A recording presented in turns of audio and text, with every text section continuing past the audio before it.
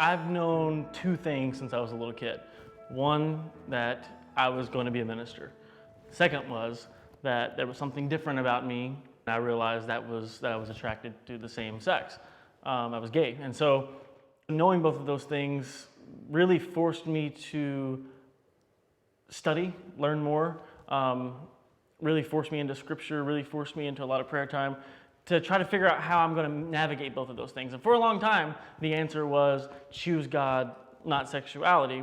And so I kind of just pushed that away and really focused on trying to pray it away and trying to do whatever I can to hide that from God and from other people, and ultimately from myself, really, is what I think the ultimate purpose was.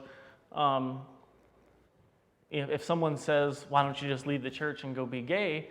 Well, it's much bigger than that. Being gay is only a part of who I am. Being a follower of Christ is another part. I can't just forget one or the other. It's really difficult when you're younger to kind of navigate the two, sexuality and spirituality, when you're in the conservative environment. It just requires a lot of study, a lot of time to kind of figure out exactly where you land on that. I didn't really come to the point of trying to merge the two, though, until college, more so toward the end of college. I got a philosophy degree from Arkansas State, and I think going through philosophy, reading the classics, reading the moderns, kind of gave me permission to ask questions, gave me permission to doubt the things that I've always taken for granted as certainty. And so once I started asking those questions, I discovered that there was a whole other way to read certain scriptures. It's easy to just sweep those verses away when you're straight. They don't mean anything to you. You know, man shall not lie with another man as with a woman. For a straight person to read that, no problem. But when you're gay and you're a Christian, where you land on these 7 verses makes all the difference in the world. I mean, this is your life you're talking about. This isn't just, you know, a piece of theology you attach to your spirituality. You're talking about whether you're allowed to love someone or not. This is huge for us. My faith is just as much a part of me as my sexuality. And so I lived a life where I snuffed out one of those to live the other. I wasn't about to turn around and do the opposite and snuff out my spirituality just in order to live out my sexuality. I wanted to find a life that I could have both, because I think all human beings deserve both. I needed the church just as much as I needed to come out of the closet. I felt God call me to come out of the closet.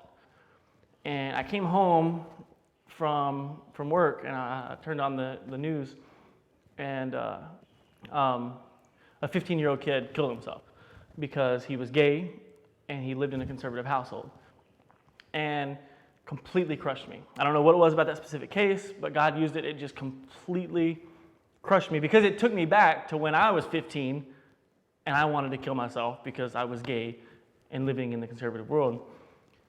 And that's when I felt God was telling me, if you don't do something about this, you're part of the problem. And so my coming out was more, I was so tired of running from it. I was so tired of living a double life. I was so tired of people not knowing me. Because when you're in the closet, people don't really know you. You know, that's the whole concept of wearing a mask. I was ready to just be free from that. And so I kind of threw in the towel with God. I was like, okay, if you want me to come out, I'll come out. My plan was to just resign from the church, move away quietly, not cause a big ruckus. But I got outed just a couple days after I resigned. And so it got wild for a while. I got some threats. I got some very, very hateful messages.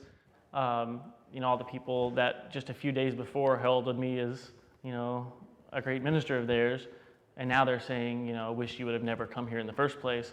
So many people use religion to help their bigotry, not the other way around. A lot of people don't become bigots or homophobic because of Scripture. They're already bigots and homophobic, and they find verses that they think back up the way they feel. Now, that being said, I think there are two camps of people that are homophobic. I think there are the people that are homophobic and use religion as permission to be homophobic, but then there's a smaller camp that they're just ignorant about it. And if they would do the research and they would go in and do the readings themselves, I think they would find themselves a lot more open and affirming. I never left the Church Universal, even though I couldn't go to the same denomination that I was in before. I definitely found a home with an affirming church. I was very welcome there, and I think I found my true spirituality when I came out. I would like to say I think there's a difference in being affirming and welcoming of gay people in your church. It's not the same thing. A welcoming church, in that sense, their goal is to change you.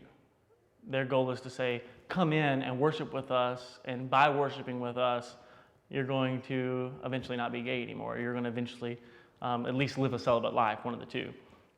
Whereas an affirming church says, no, come in and be part of the community and grow with us and experience your sexuality with your spirituality and let those two grow together. A lot of people that are gay affirming in the Christian world are scared to say they're gay affirming. The best possible thing that's going to happen, and it's going to happen, it's already starting to happen, is I think over the next decade, these people that have been silent for the last few years are finally going to have the strength to say, you know what? No, the oppression is not okay anymore. It's enough is enough. And it's very important for gay people to come out, as Harvey Milk said, very important. But I think it's equally as important that straight allies come out. Because the more straight allies come out, the more gay people are going to feel comfortable coming out. If a young gay person is sitting in a church, I think one of the best things I could tell them, don't believe everything you're told about your own sexuality.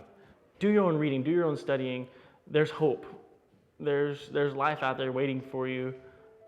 And this is your journey. But it's also your life that we're talking about. So don't let other people back you into a corner.